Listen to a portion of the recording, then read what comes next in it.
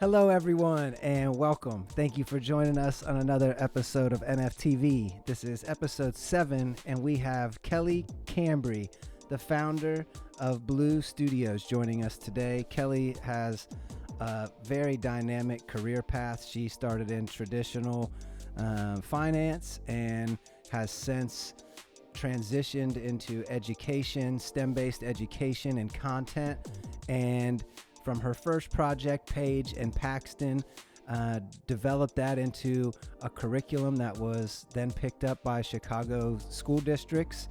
And she has since evolved that program into a new idea. It looks like. I'm not sure of the details on the exact pivot or or if it's a completely new project. It may be completely unconnected.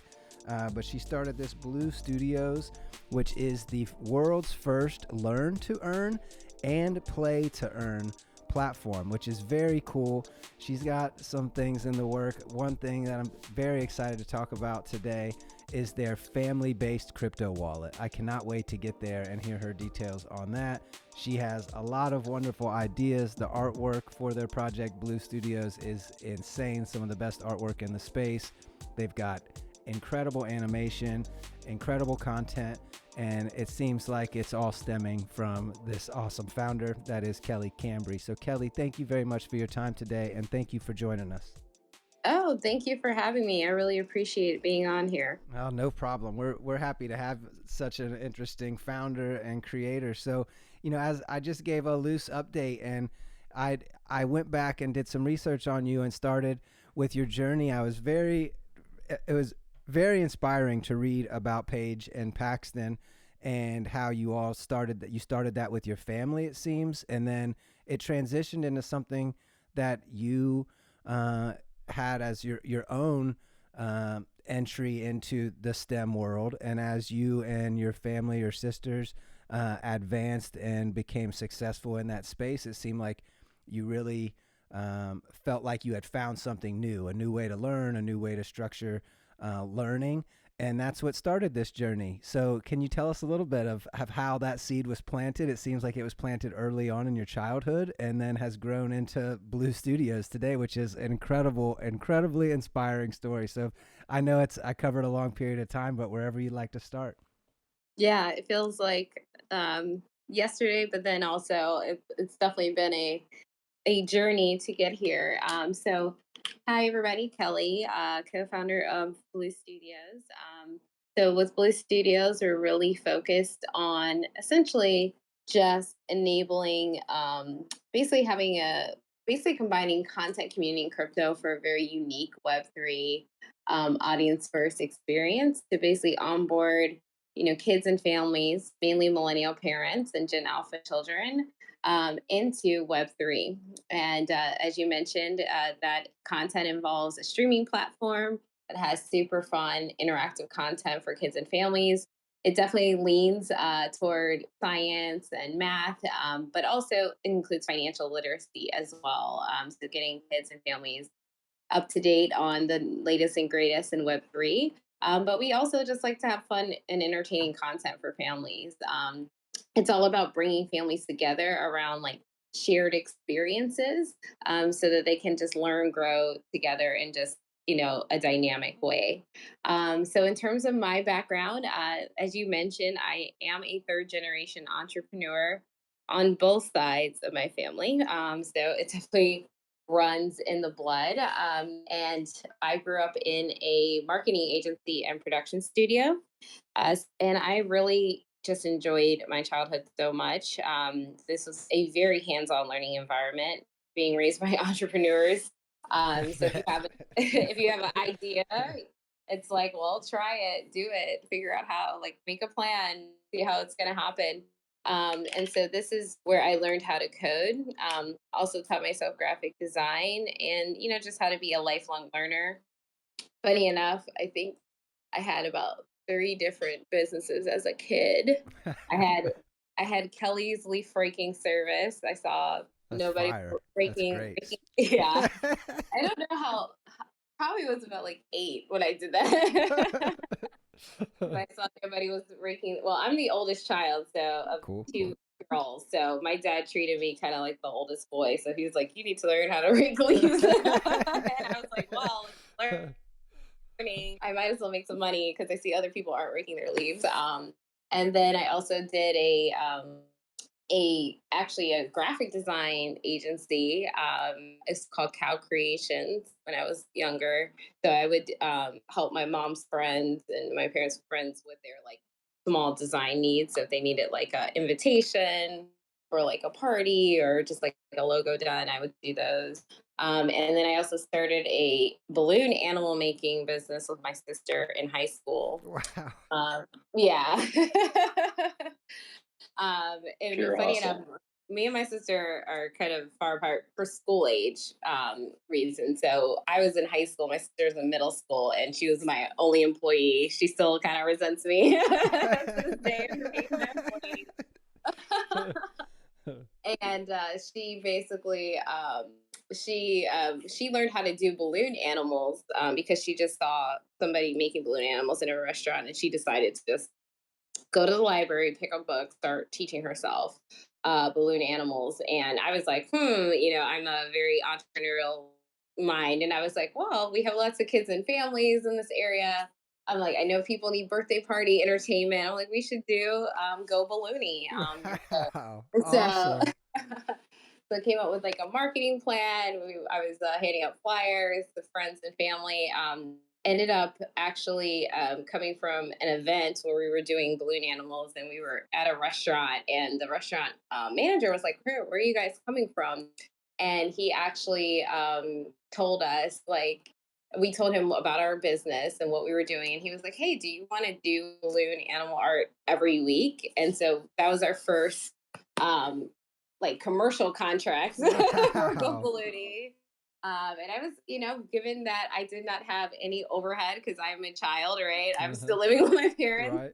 We were making a lot of money for like not having any bills. So it was a very fruitful time, but I couldn't keep my one employee happy. She was like, I don't want to do this anymore.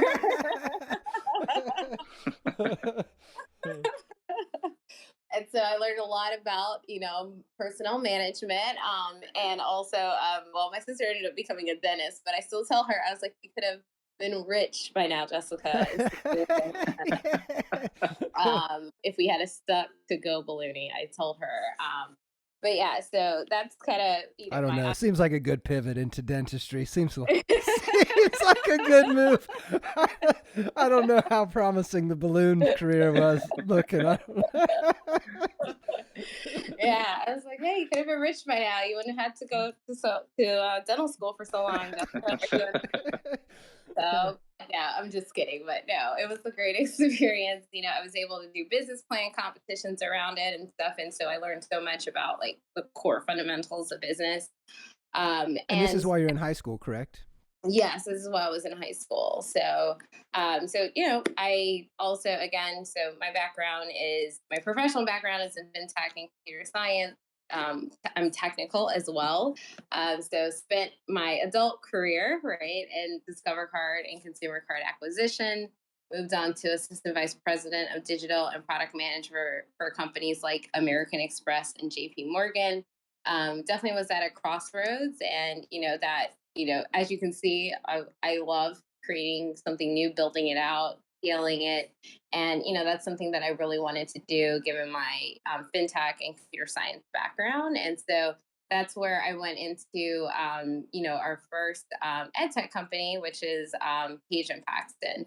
And so that was really about starting the pipeline way earlier when it comes to like, I know people like to use the acronym STEM, but I don't like acronyms because I feel like they're kind of limited.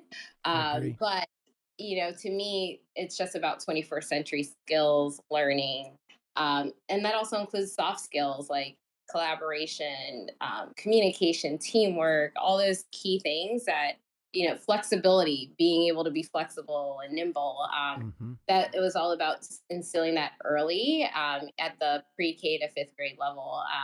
And so I was able to, basically I was working on it while at JP Morgan.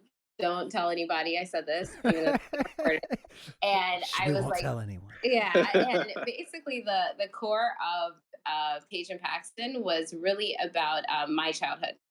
So when I was growing up, obviously I was in a very hands-on learning environment, but it's actually the way that my mom kind of taught me and my sister in a very hands-on way. So my mom would use storytelling a lot of times to help me and my sister in concepts in math and science, and she used these super cute puzzle piece characters in order to tell these stories. And so I told my mom, what I was seeing in the space, especially at the time where I think it was like the first wave of like what they call Silicon Alley in New York City. And there's just so many conversations about pipelining and how we need more people in these careers. And I was just noticing that, by the time you started middle and high school, a lot of times it's too late to get kids to believe that they can be in these fields, to believe that they can be scientists, to believe they can be engineers or computer scientists. And it's not that the kids aren't capable, they can do the work, but it's really that confidence Yeah, the seed issue. being planted. Yeah, you're right. It's a confidence challenge. And, when you get to middle and high school, a lot of times there are classrooms of those more difficult classes where you might be the only girl or something like that. And so Hmm.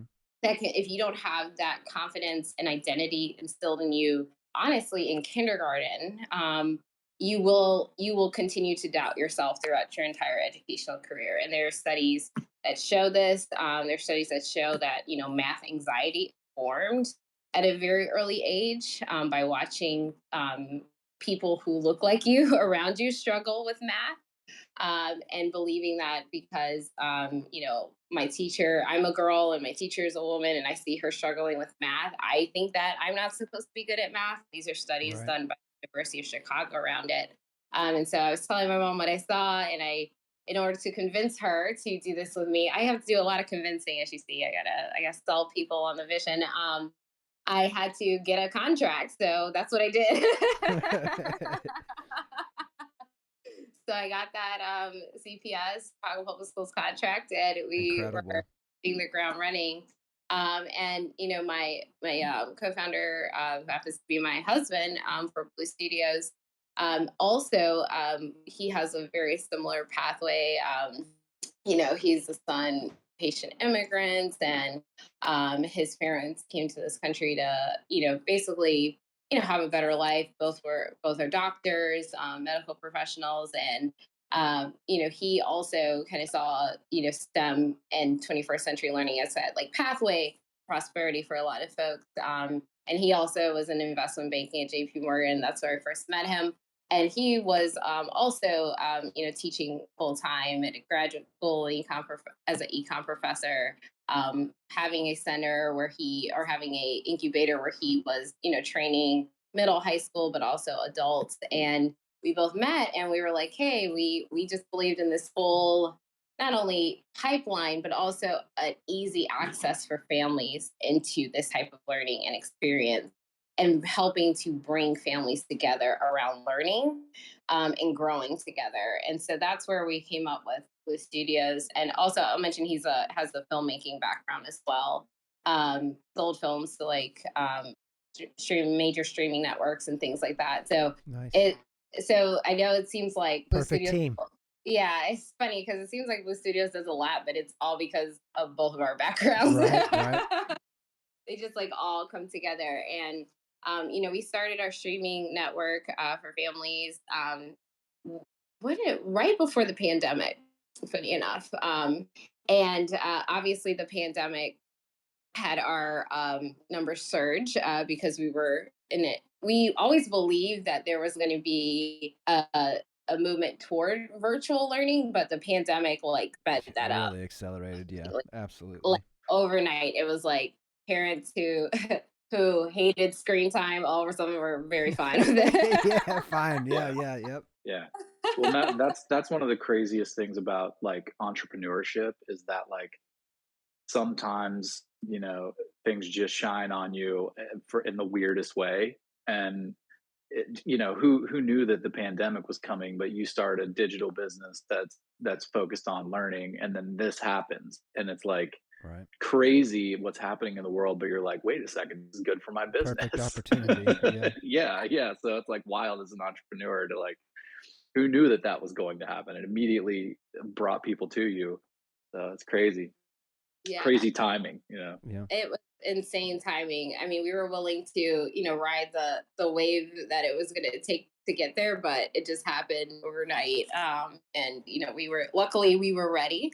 And for us, we started including animated classes in our on-demand offering, and we just realized that our animated characters were doing so well on the platform.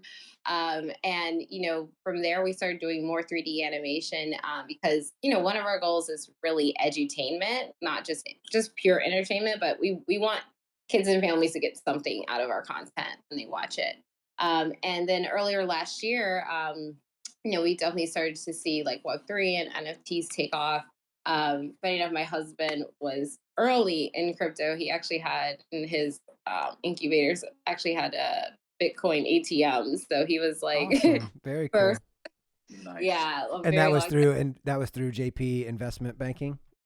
Yeah, so after he left JP Morgan to actually go start his own incubators, um, that's when he actually got into like understanding Bitcoin, cryptocurrency, et cetera. And he actually had Bitcoin ATMs in his centers. So Awesome. that was his first introduction into the space, very long time ago.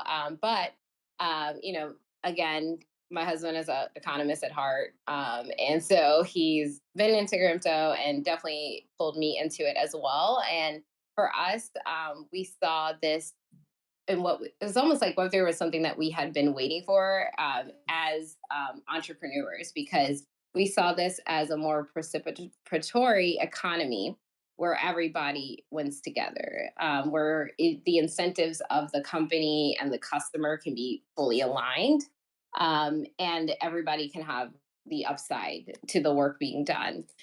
So basically, we took our animated characters that we love so much, and we said to ourselves, if Disney started today, what would it look like? And we really see Bella as our Mickey Mouse. But we had already been working or doing our edutainment streaming platform. But for us, this is also about being able to provide value for day one for our token holders, but also take a very Web3 approach by combining some learn to earn, play to earn dynamics for a future offering. Because we had been playing around even before like this learn to earn, play to earn had really become a concept talked about in the space. We actually always wanted to give kids something and parents something for learning. It was just like those typical leaderboard dynamics just weren't as Right. exciting. Yeah. And I think they have been kind of, tired. People are kind of tired of that, like kind of A leaderboard high point. score doesn't sound as good as money. Yeah, exactly. Exactly. And so that was very exciting to us to be able to try all these things that we had said we wanted to try, but we really didn't have the like, the mechanics or the I guess the Yes, mechanics the to do it. infrastructure just wasn't there, really. Yeah. Yeah, or even the education base to the user base hadn't really. If it was going to be solely on your shoulders, that'd be a tough mountain to climb. Exactly. So yeah, and then we continue to push the envelope with our animation and using tools like motion capture, or even looking into like synthetic media and stuff like that. But in talking to all of our DeFi parents every single day, also just saw a big need to kind of close this whole loop for them and make it even safer for kids and families to be on three. And that's where the family friendly crypto wallet came into play. And It's really so, exciting. yeah. And, to us, it just makes us, everybody here, I'm sure, believes that one day everything is going to be on the blockchain, right? From a Right. house, insurance, identity, digital ownership. And for us, day one is, hey, can I have some control over the assets my kids want to buy, want to trade, want to manage, and then also down the line be able to more effectively plan for the assets that I will be owning or I own today and will be owning on the blockchain. So again, and we just see our wallet as also being inherently inherently social as well, because I think sometimes people think, finance is kind of like something that you just hold, like you don't want to talk about money or you don't want to talk about what you own or whatever. But as we see in Web3, we see profile pics. People show you their wallet addresses. People want to show off Yep. what they own, and it's part of your identity. And so within that, we think there's a big opportunity for families to come together around their digital assets and just keep them organized and make sure that they're able to transfer that wealth effectively to the next generation. I love this idea. This is something when I was doing research on BlueStudios and yourself, that got me really excited. I know when we first spoke a couple months ago, you brought this up, but as I looked into it and see what you guys are really doing, it really seems like this fell into your lap of we have to provide this almost because of all the services you're providing. And then where can anybody go where the language and the instructions are created for young people? And I've not seen that anywhere. It's almost all docs are pretty advanced. We're making docs at Rad for Aura and stuff. And there's pretty high level stuff that a 6, 7, 8, 9-year-old doesn't need to know today.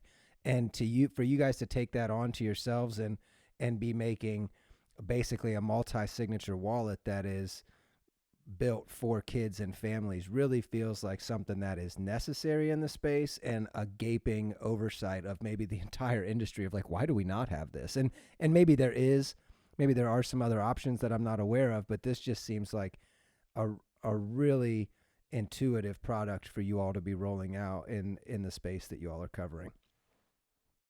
No, definitely. And at the end of the day, you know, decentralization is great, but you still do need some rules in place, especially when you're dealing with kids and families.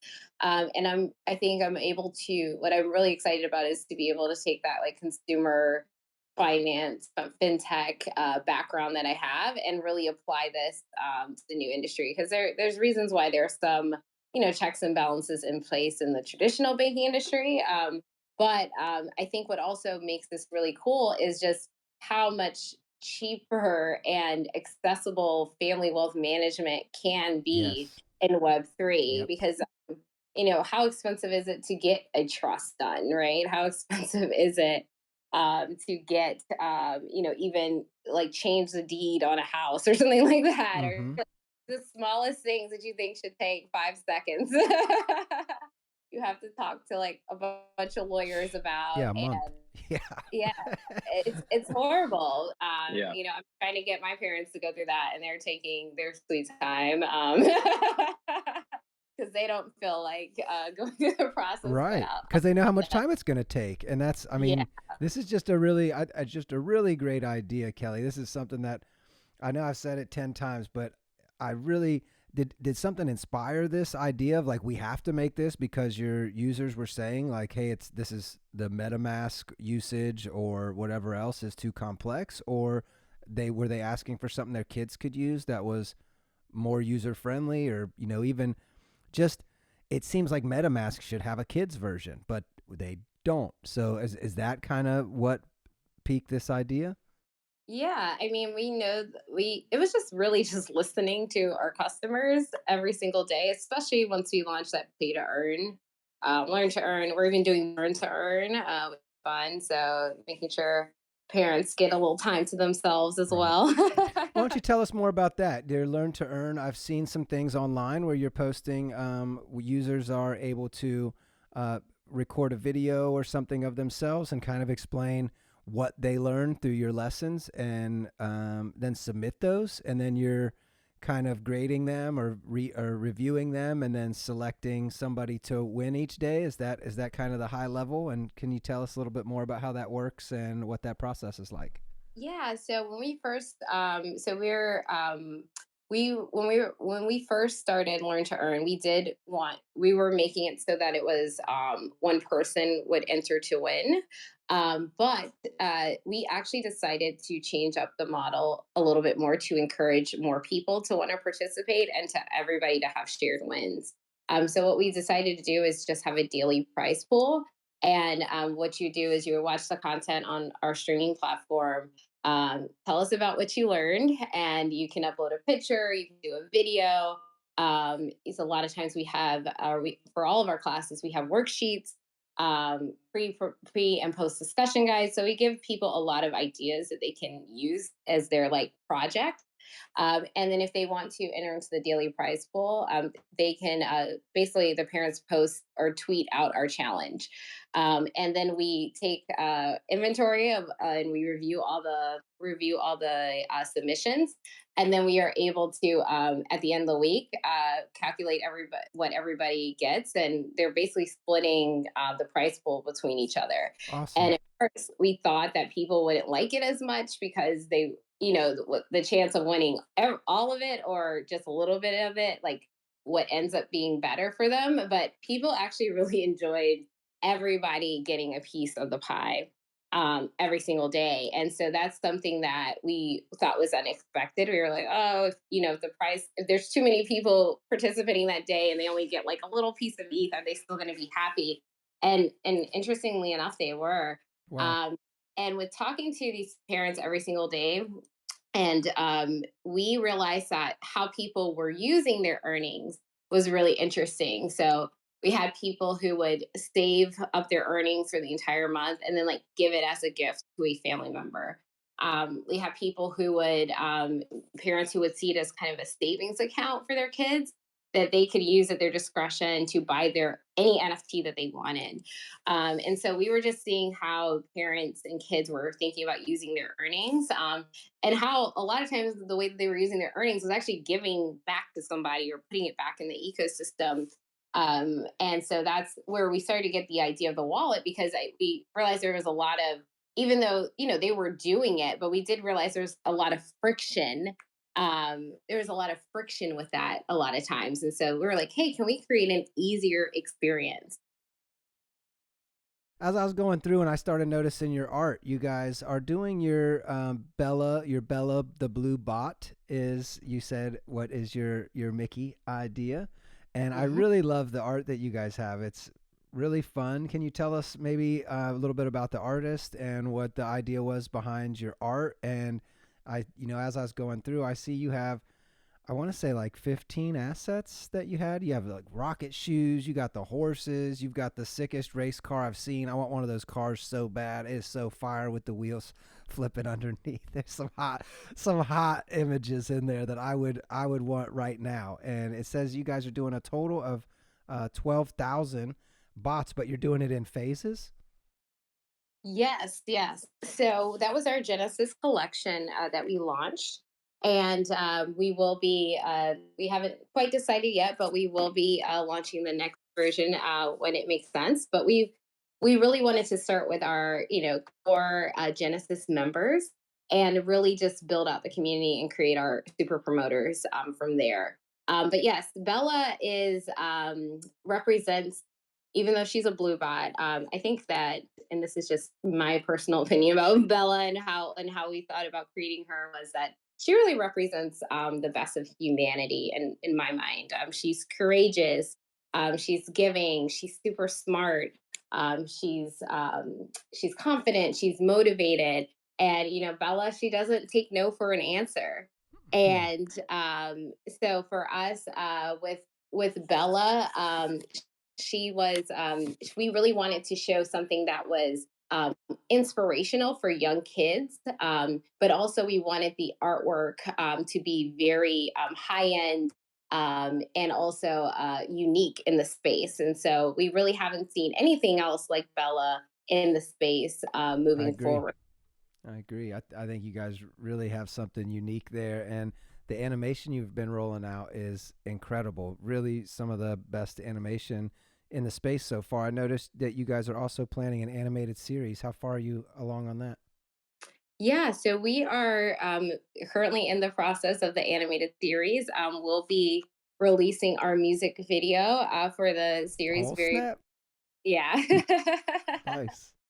Yes, I actually wrote and wrote the song. Uh oh. And What? yeah. Yes. All right. Great. Yeah, and so so the animated trailer that you saw, one of the things that we actually did during this time is we took that animated trailer and we actually took it to a whole new level of photorealism. So we love the way the trailer looked, but we wanted to really push it to the edge. And so with that music video, when we release it, you guys will definitely be able to see the difference and just all the detail that we've been able to incorporate in Beautiful. Bella's world. You guys already, I thought it was already really great animation. So if you're saying you stepped it up from what you've already shown us, that's incredible, and I can't wait to see it. Hopefully, we can get that music video on Rad too. Oh Um, yeah, I, s- definitely. Something that really excited me when I was going through is something I haven't seen in any other project yet. Is the language that says if this animated series were to be licensed or distributed, that you all plan on sharing those proceeds and revenue directly with your community. Is that correct? Am I interpreting that right? Yeah, we definitely want to do that. Obviously, we've been working through the legal with our lawyers just to make sure we're doing it correctly. Right. But yeah, again, one of the reasons why we did this NFT project that it was all about shared incentives for our community. And so when we win, they win as well. Awesome. Nobody else is really doing that, and that's kind of been one of our questions internally, and my questions as just curiosity in the space is how will those projects evolve that are saying the community owns this production. It's, do they really own it? And if you all sell the production to whoever and it gets distributed everywhere, how are those funds being distributed? Because I don't see that in many roadmaps. They're not saying when we get the 2 mil, we're gonna kick you all down 1.5 and spread out amongst holders. That's you Yeah. guys saying that's a pretty hot line item. Well, Yeah. and I'm curious too. I mean, obviously the legal aspect of that is somewhat challenging. I guess it depends on the jurisdiction, really, but something that we've looked into quite a bit as well, and the Securities Exchange Commission has, I think, poured enough water on the space and cooled everybody off in terms of, what is a dividend or what does a royalty look like, and um, I don't know how far along you are in those conversations, but curious if you have any kind of clarity from your side what the best approach there is. I mean, I think that's valuable to the whole NFT community, especially when you see, you know, Bored Apes launching a new token and then rewarding it to the holders. Is it token based, or is it actually like income based on the show, and then that income is distributed, and or is it out of your hands largely, and driven dramatically, or is it somebody from an actual multi-sig wallet or a group of people kind of distributing those funds? Curious how you're thinking about it, just the nuts and bolts of it, because the legal, yeah, I feel like we hear that and we say it. We say it a lot. Like when people are like, "Well, how are you going to plan on doing that?" We say, "Well, we're talking to our lawyers." Yeah. But I'm always curious to hear from other people, like if there are any details, or more specifically, what it is you're hearing from a legal perspective. Is the answer set up a British Virgin Islands entity and do it from there, or is it here's how you work within the securities framework in the U.S., or what are you hearing?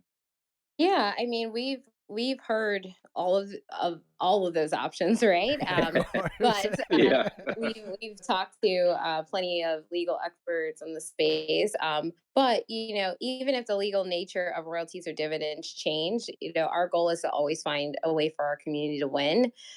Especially because so much of the legal has to be determined, whether it's more of a learn to earn rewards as a result. We'll do it either way. So we have to navigate with counsel, but we'll always figure out a way for our community to win. Mhm. Tony, you brought up the distributed in a token. That's a pretty good segue into your Blue Bucks. You all do have a very extensive universe that you're building out, and I noticed that you mentioned a couple times on your site a Blue Bucks. Is that a token that you all created? Is it available yet, or is that in the future roadmap? Yeah, the blue box is in the future roadmap. We've been just trying to figure out how we want it to exactly fit into the Blooniverse. If it's going to be part of our learn to earn rewards options, burn to earn, play to earn, or if it's something that we airdrop just directly to token holders. So we've been just trying to figure out exactly how to use it, but the framework of the Bluebucks is ready to go. We've just been working through with our team and council on like how exactly we want to roll it out. Very cool. And anybody listening, if you'd like to check out everything we're talking about, visit BlueStudios.io, and you can link to everything from there. There's tons of stuff to dig into. And where can everybody find like your main portal of content? It seems that you have some free to access, and then maybe some subscription based. Yeah, so you can go to our website www.bluestudios.io, and you can check out our platform. So we have free classes that we offer each week. So we have a section when you go to the edu portion of the website, learn to earn. You're able to just register, and you can just watch classes for free. We still do have a $9.99 a month model as well that you can use to sign up for the platform to watch all of our classes on demand. And then obviously as a token holder, if you buy a Bella, you will get a lifetime membership to Blue Studios. So you just pay Very for a cool. Bella and you never have to pay again. And then if you want to gift that Bella to somebody else, you're able to get that lifetime membership. And so if you want that, once you buy a Bella and you want that lifetime membership aspect, you can just join our Discord, and we have a kind of a token holder verification process. And then you're able to get that lifetime access to the platform. Beautiful. That's awesome. And just anybody wondering, Bella's floor price right now is 0.055 ETH, and there are some beautiful Bellas on the floor, some really nice ones in there. They have 3,150 in the first phase of their collection, and they have 1,500 owners. Pretty great distribution for the first third of your collection. That's awesome. Oh, thank you. Thank you. Really appreciate that. Yeah, you guys also are doing a weekly Twitter space as well, NFTs for Good. Why don't you tell us a little bit about that? And I know it's hosted by your co-host, Looks Legit NFT. What day is that, and where can people tune into that? Awesome. So yes, host a weekly Twitter space. And I can give you guys a little bit of context about why we ended up or why I wanted to do this NFTs for Good.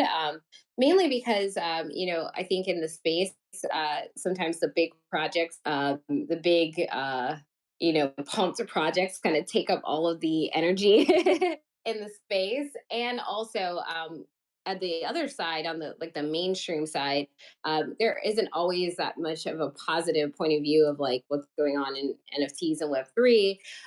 So a lot of people either looking outside don't quite understand what's going on in the space, or either people who in the space are completely distracted by those like super pump projects. And just being a project founder, I just ended up meeting so many amazing project founders. I see one of them in here. I see Leslie from Taco Gatos as well.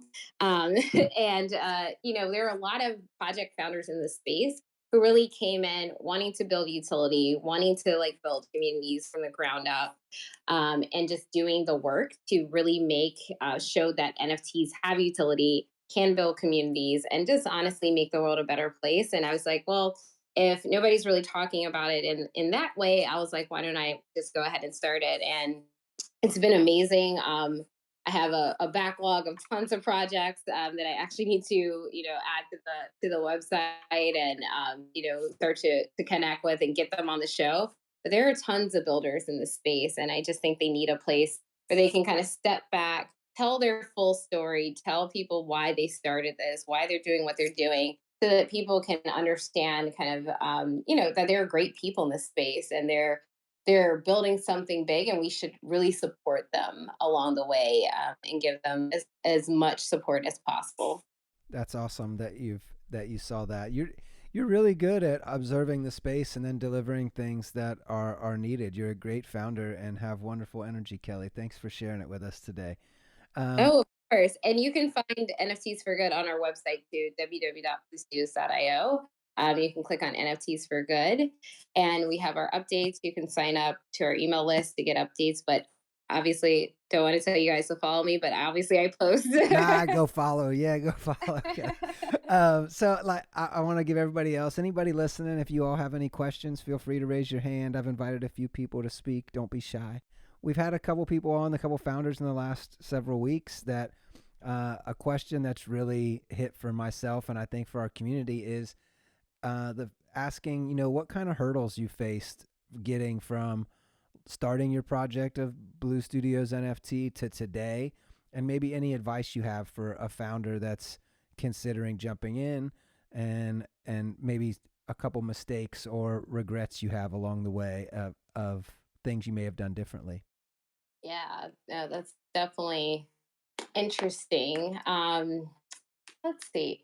I would say for founders in this space, given that NFTs is not for the faint of heart when you're trying to create a project. Right. Yeah. Uh, You got to really want to do it. You got to be ready. You got to be committed for sure. Yes, you have to have nerves of steel if you are a project founder. So for all the project founders out there, I know what you guys go through, and kudos to you for taking something from nothing to actually bringing it to the world, and honestly building in public, which is Right. like the hardest thing to do. That's what all NFT founders are essentially do. They're like everybody seeing what they're building in public, and what they're executing on their roadmap.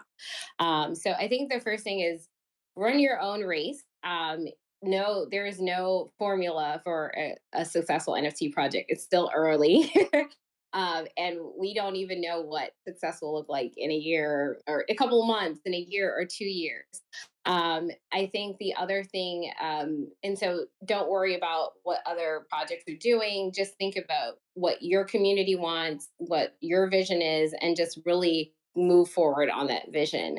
The second thing I would say is just I think one thing I did not expect was the 24-hour nature of, like, not so much post mint, but pre mint is a very 24/7 grind. Right. Yeah. Um, Yep. and I did not quite realize that until I was in the thick of it, and Not had to sleeping pull the day. myself away. Yeah. Yeah, because I was not sleeping. Had to pull myself away. That's when we really got a lot more mods because I was like, I can't do this anymore. Right. Right. It's I don't think our brains are meant to have 24/7 communication For sure. Definitely not. and information thrown at you. Um, and also, also getting caught up of feeling a certain way because of your floor or people fudding. Um, these are all things that are temporary. And to me, what I would say is, like, don't worry about not selling out. Make sure to run your own race. Everybody's pathway is different. Just do what's best for your community. Make sure to hone in on the people who are really long-term community members versus those who might be kind of here just to see, just a flip, which is fine. There are flippers in the space. They do drive demand in the space. But if you're a project founder who's looking to build something long term, really hone in on the long term token holders and deliver for them, and they will stay with you, and they will also bring more quality token holders into your community. So it just depends on the goals of your project. But if you are focused on a long term project, make sure to take care of your mental health. Don't get caught up in the floor and fudding, and And the don't worry FOMO. about not Yeah. selling out. Yeah. Yeah. You don't Great have to sell advice. out. That is good. That's really great advice to run your own race and not be comparing yourself to everybody else in the space. Because you're right, things are changing literally minute to minute in this space, and any news could send something up or down these days. No, it is. But I still think NFTs are the greatest form of membership to have come into the space in the internet in years. I I th- agree. I think we're only beginning to see how much utility NFTs can bring into our life. And if those project founders who really want to build community and membership in a very different way, just hold on. Well, I'll support you. We'll all work together on getting there. Right. What projects, you said not to look at other projects, but obviously we all are. What projects are you looking at right now, and maybe what projects have inspired you in the space? Yeah, I mean, obviously, I shouted out Leslie. I love taco gatos. They were actually the first project that we had on our platform and on our NFTs for good. And so that was like she basically the taco gato set the standard for all of my interviews moving forward. And then also, funny enough, there are other like not quite projects, but like movements in the space that I really like. Obviously, I love Dapper Dinos because they came before us. I think they were one of the first like family oriented, kind of education oriented platforms. Hmm. Love Deadheads as well because I love the content focus. And honestly, drops, girls, gangs, Cactus World, NFT. That's a really fun, cute project that we actually had on NFTs for good. And also another group that I really love is Kids Art Project, which is a family who decided to take their artwork from just having it in boxes to actually them on chain, and then they ended up creating this huge community of kid artists who Huh. all mint their artwork into NFTs. And the project has been able to put all that artwork in like digital galleries. And now they started last year around this time, and now they have like 200 pieces of artwork from kids across the globe in these digital galleries. I thought that was super interesting. That is very cool. What's that called? Say, what's the name of that? Kids art projects. Kids Art Projects. That's pretty straightforward. Thank you. Yeah, it's super fun. Also, another I have plenty of shout outs. I have Afro Droids. That was one of my first mints. Love that they are giving back to. They actually recently gave I think over $200,000 to build a school for girls in Africa, Wow, awesome. and it's actually being built. The founder was just showing pictures of the school being built the other day. Artifact, obviously, I've been a fan of Artifact and Wilder World for a while. And so, yeah, and then Evaverse with their gameplay. So, yeah, ton of projects. I could probably go on all day. That's how I I love feel you. too. I love Rad TV. I love you guys too. Rad and Thank you. FTV. Thank you.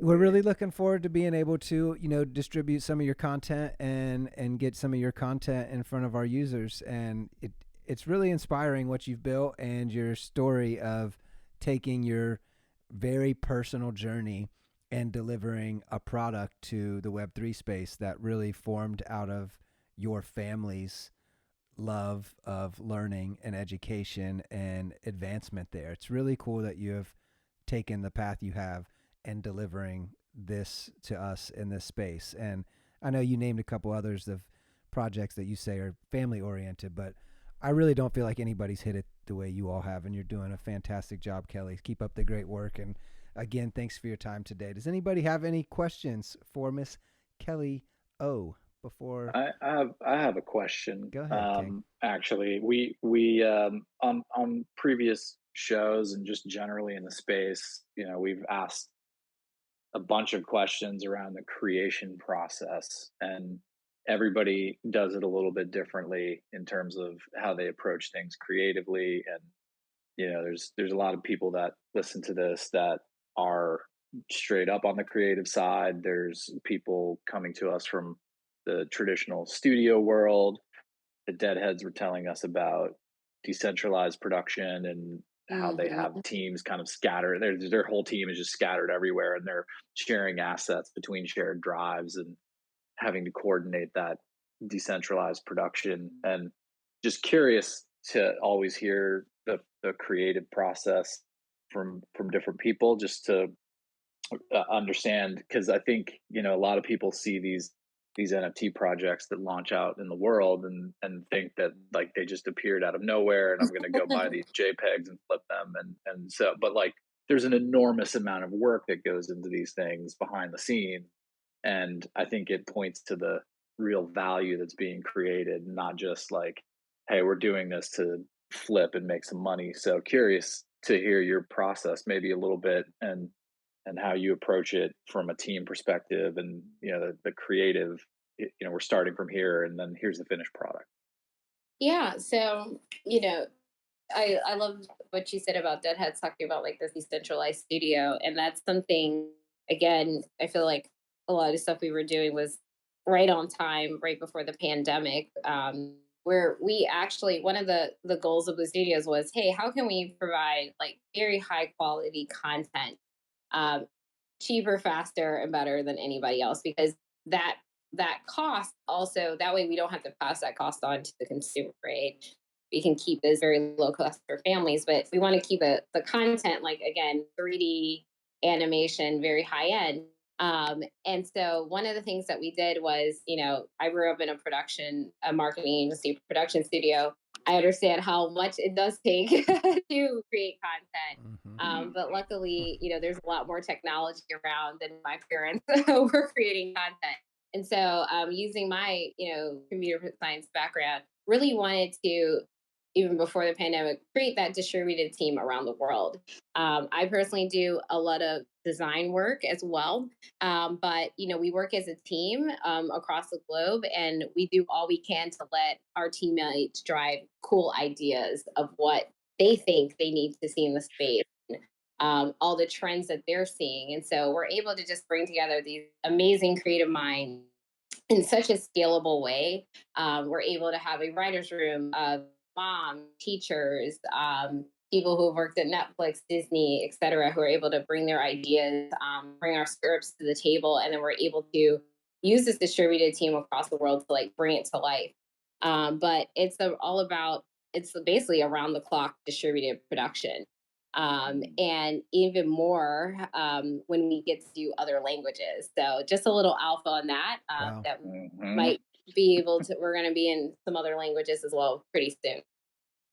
So is Nice. when you're saying it's distributed, are you're coming up with the concepts for your shorter videos, shorter pieces of content in a writer's room type production situation, and then farming those out to creators around the globe to create content around that idea or that piece of writing? Yes, exactly. So we get the writer's room. And again, these are folks who are, like I said, they're moms. A lot of them are stay-at-home moms, former teachers, they're former writers, producers for huge streaming networks and productions who want, honestly, to work from home. Hmm. And we're so lucky that our writers room is distributed. So our animators are distributed, our actors are distributed. So Awesome. editors, everything. So we basically have come up with a very intentional, scalable process from where it comes from idea to writer's room to talent to post production, et cetera. And then we're able to just get a ton of content up, but it's still high quality. We're still doing quality control at every step of the process. And it's just a problem that we wanted to solve early on. And honestly, it's such a great tool to have in this NFT space, which in Web3 space, which is 24/7, which requires a lot Right. of Hmm. It edits. requires at least 4 or 5 people to be on it all the time. Yes, you're right. Exactly, So are you exactly. the are you the lone producer that's making sure that the brand stays on point, or is there one point person that's overseeing that? Yes, initially, obviously, it was me and my co-founder doing most of that to start. But yes, we have one full-time person who actually focuses on the overseeing the whole production process. Awesome.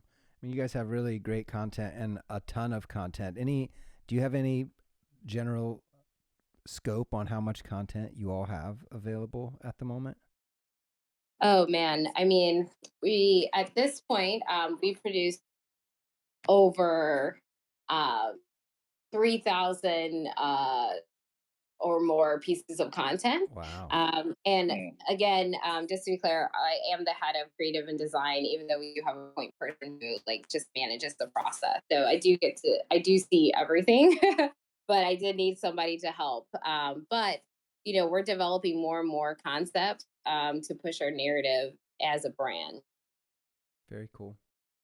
Nice, nice. Well, yeah, and it's great. It's great to hear that process and just hear how significant it is because a lot of people out in the world maybe seeing NFTs for the first time or trying to get into it, and they look at some of the art or some of the content that's coming out of a studio or a group, group of people, creators, and they're like, why is this one piece of content like $300 or $500 or $1,000? And it's like then you realize that wait a second, there's a whole team around the globe that's actually spending all day every day creating these things for you. It's not Hmm. it's an enormous amount of work, and so that's really what you're supporting.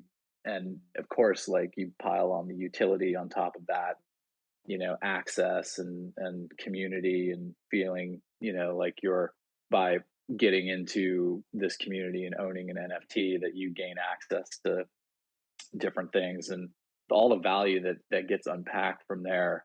I think it's, kind of on the us as the NFT community to really showcase that and highlight that to the rest of the world because Hmm. there's been this like weird sentiment. I know you've seen it, but it's kind of divisive. Like NFTs are kind of divisive, Yeah. where there's people who are seeing it and they're like, "This is dumb. This is a scam. This is the biggest Ponzi scheme I've ever seen in my life." And but that's like not it at all. Right.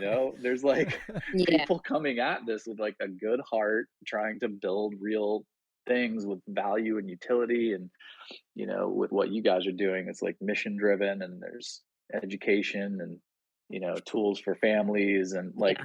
how could you see that from the outside world and be like, this is a scam?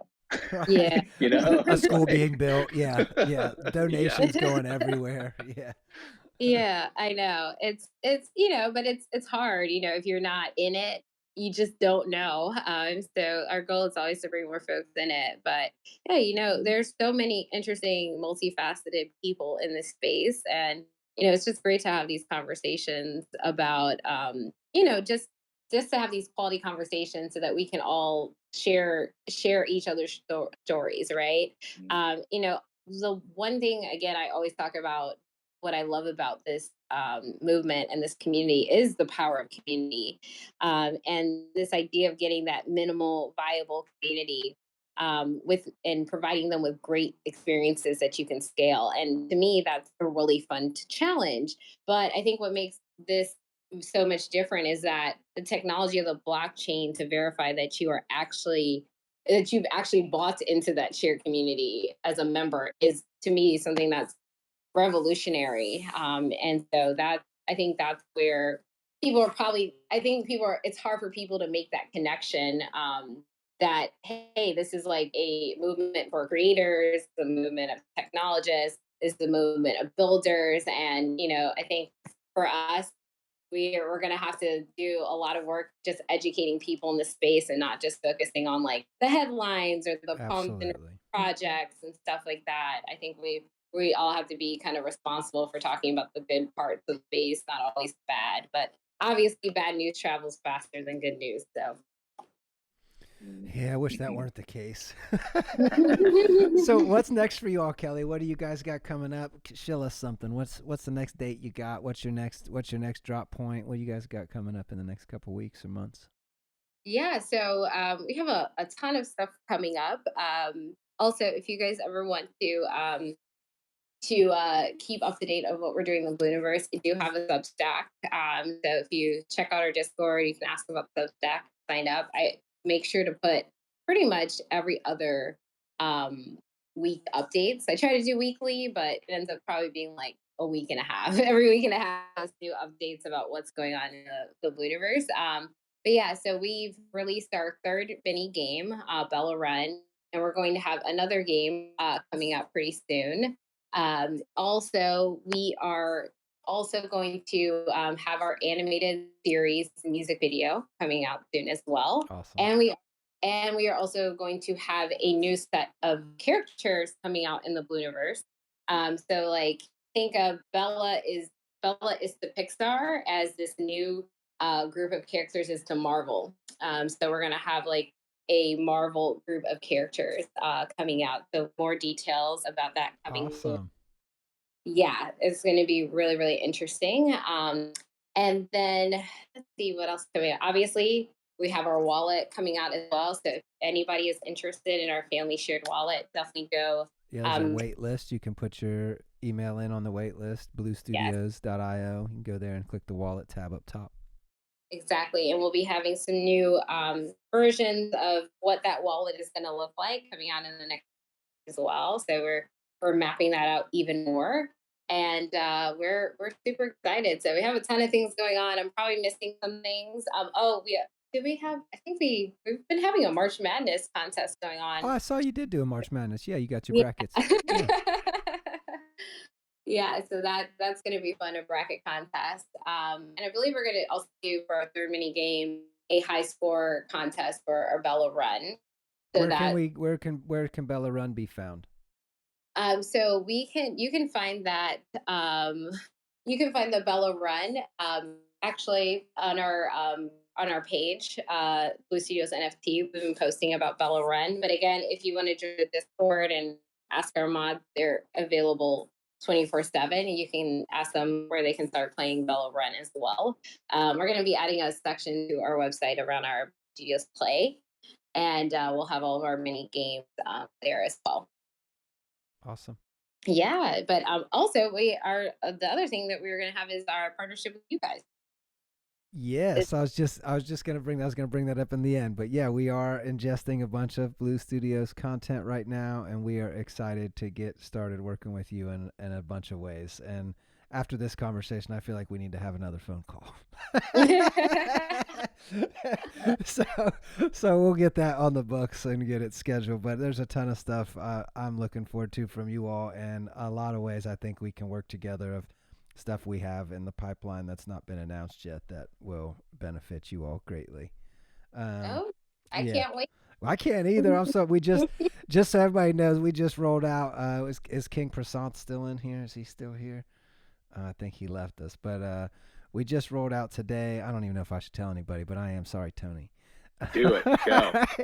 Let's go. But we just rolled out. If you go into our Discord or on our Twitter page, you can check a link to the Deadheads mini-series, and we have rolled out our first iteration of our Web3 IMDb-based idea of tagging the assets that are in the content, so that there will be a dynamic base, tracking base, so you'll be able to see everywhere any piece of The any NFT asset has cast. been. Yeah, so the NFT Yeah. cast is listed there, and you can click on each NFT that's in the show, and that'll be building out as this content and this space goes, and as I'm sure as people continue to tie their identities to their NFTs or their online personas, I envision that this is going to be a very cool feature in the coming months as content continues to get delivered in the space. Yes, Yep. definitely. But yeah, no, thank you for hosting this and Oh, you're very welcome. this Thank you for platform. joining us. This is Thank you for being on. Yeah, this is awesome. I really love Twitter Spaces and just being able to connect.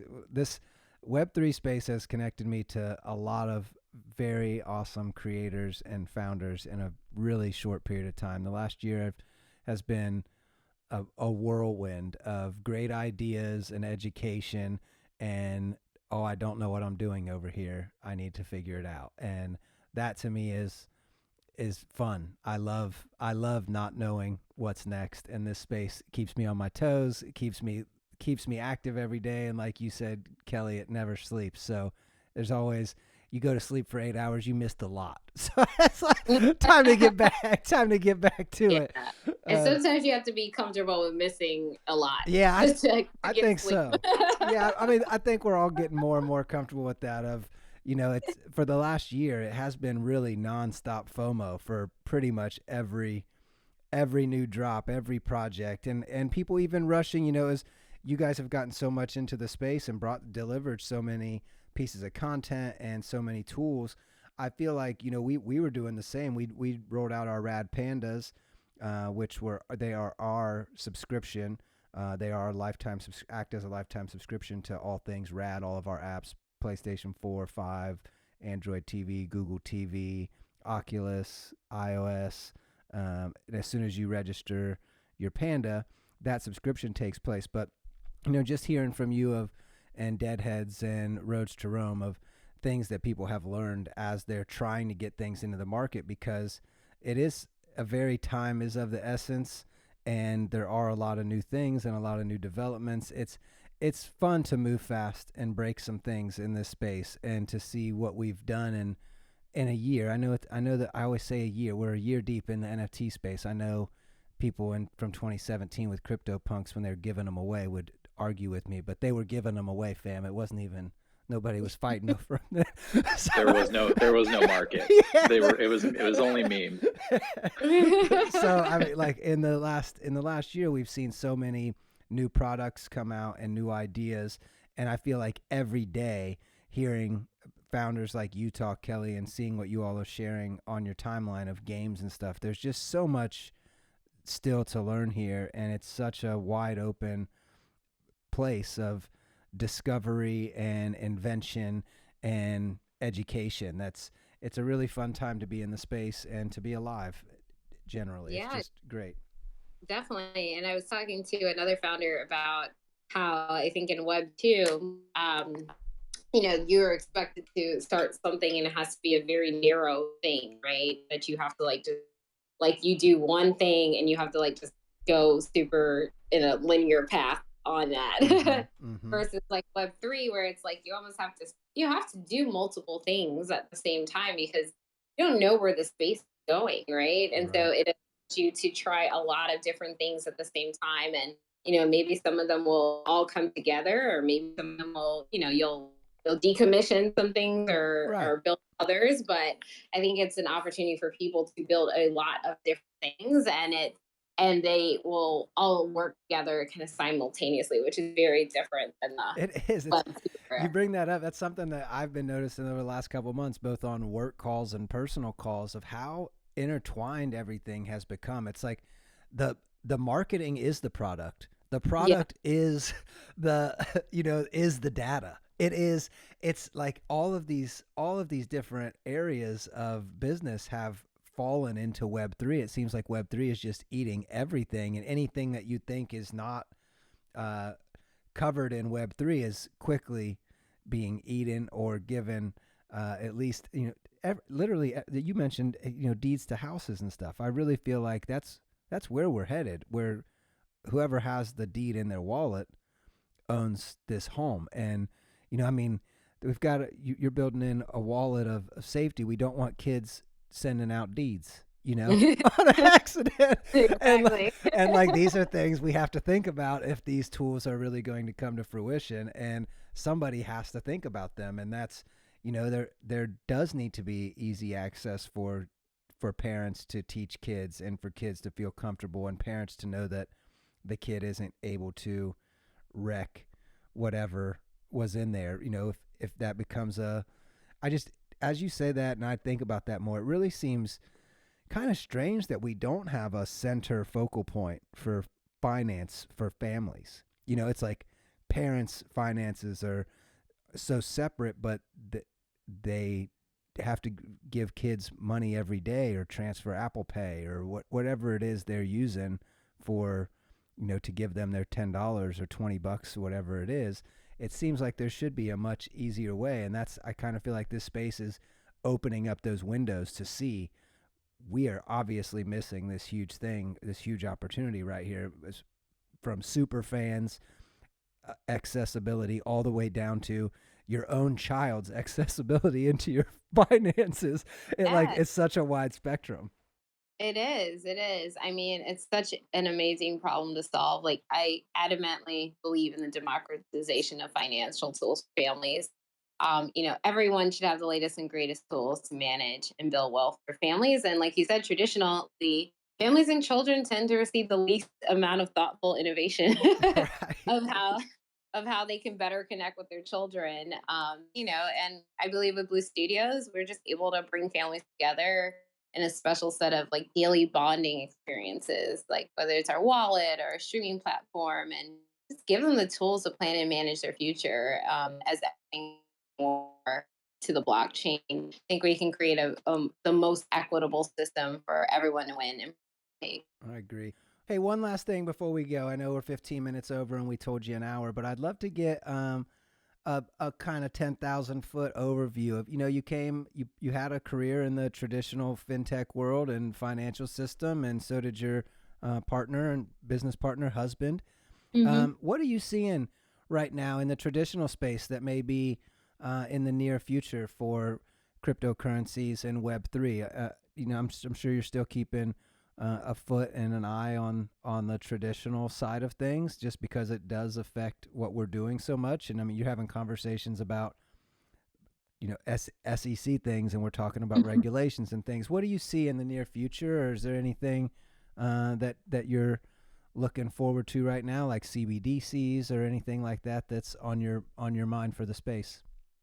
Yeah, I mean, I think for the traditional, obviously, all the big traditional banks have been in crypto, kind of in the back end, but just seem to be just watching the space very closely, trying to figure out like where they're playing. But I think for a lot of these traditional banks, the way that they've set up the system, it's kind of difficult for them to get in the space, given that they have shareholders and just the decentralized nature of the whole blockchain is something that is not quite the way that traditional banking systems are set up. I know they shut the stock market off on me last year for a day. Yeah, exactly. Exactly. But I think what I'm really excited about the space is just seeing how, like we talk about, creators and builders are able just to raise and bring in investors in such different ways. I mean, we've seen like like the staff instead of the safe, people raising, token rounds, etc. I think there's just a really exciting time where you don't necessarily have to go through the traditional banking system or invest them to build something that you need to see, that you can go direct to the people almost, and improve out whatever you want to build. So those are the things that I'm really excited about. Obviously, I'm always trying to keep up to date of, are there any new SEC regulations or government Right. regulations that might impact what we're doing. But it seems like, um, you know, all the big institutions are kind of taking their time and on a wait to see pathway about crypto and Web3. I think they're taking their time to see how this all plays out. I think that's probably the best move, because jumping in right now, you could jump in the wrong way and either cost yourself a lot of money, or anybody in a position that could be terminated could quickly lose their job. So I don't think anybody's in too big of a hurry to dive in and make a big mistake early. Yeah, exactly. So I think they're They leaving spent all the mistake making to us. So all the people in the traditional industries have spent 20 years getting to where they are in their career. They're Right. not about to screw that up on some crypto nonsense. Yeah, on the next metaverse play. Yeah, a lot of them are starting to leave. Well, So, they should. they're I mean, if just they're like, dropping okay, half a well, I million can't an do that ape. here and I'm passionate about it. So Right. I'll see you guys out there. Yeah. Exactly. I mean, obviously, I saw, Microsoft is interested in the metaverse, things like that. And you're starting to see like headlines around companies, but I still think they're not all the way in on it just Hmm. yet. I think they're still just watching and learning. Yeah. So again, I think being a builder in the space is like a perfect time to just Good like time. move fast and break some things. Mhm. Did you know anyone else that left traditional finance to jump into Web3, or were you a fish out of water for a little bit?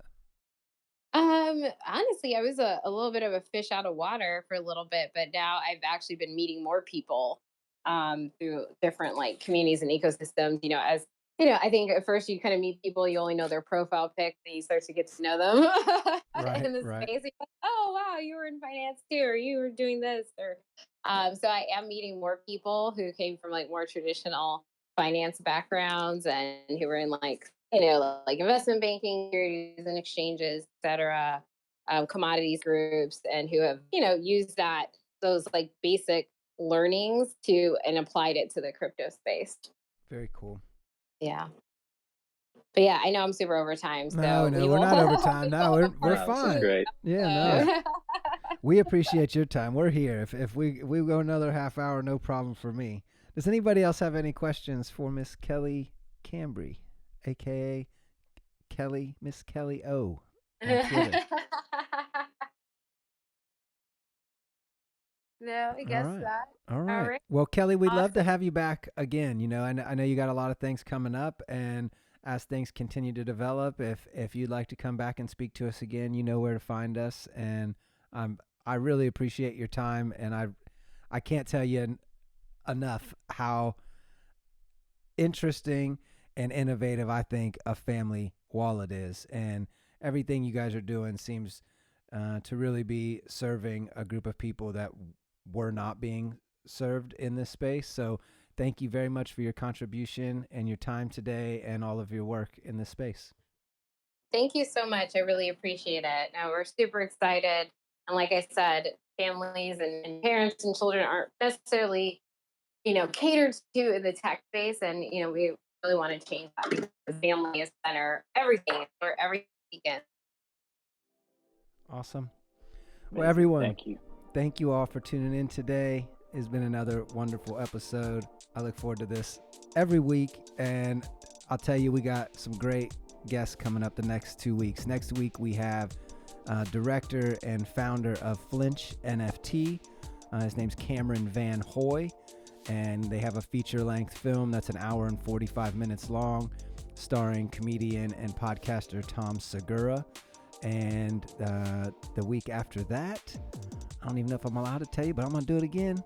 We're gonna have King Tony booked Ben Mesrich. Ben Mesrich has his own NFT project, Mesrich NFT.